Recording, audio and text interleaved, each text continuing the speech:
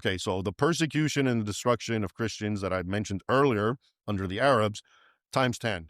I mean, now it's horrific. Okay, they start in Armenia, Greater Armenia, which is, what we would say Eastern Anatolia. And according to the records, I'm thinking of Matthew of Edessa, who was a contemporary.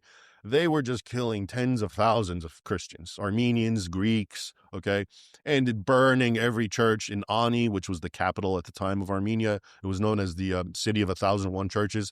They ritually burned down every church, destroyed every crucifix.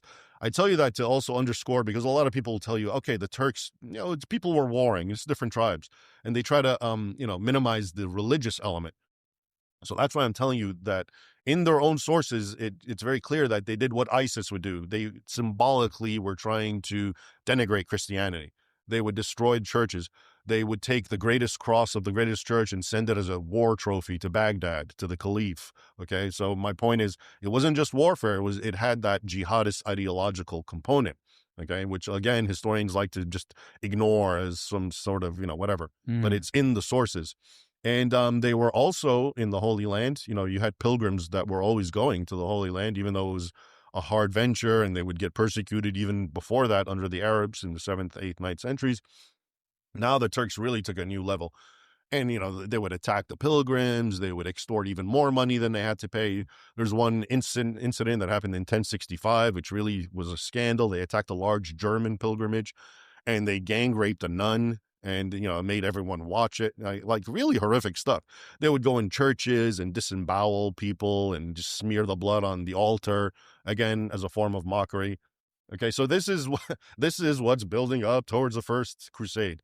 And then it really gets bad after the Battle of Manzikert, which is one of my main battles also in my book, Sword and Scimitar. And the Christians again lose. Where is that battle? It's in Manzikert, which is actually close to Armenia in Asia Minor. The Roman emperor at the time went trying, again, like Yarmouk, they went with a large army trying to stop the Seljuk Turks, and they lost.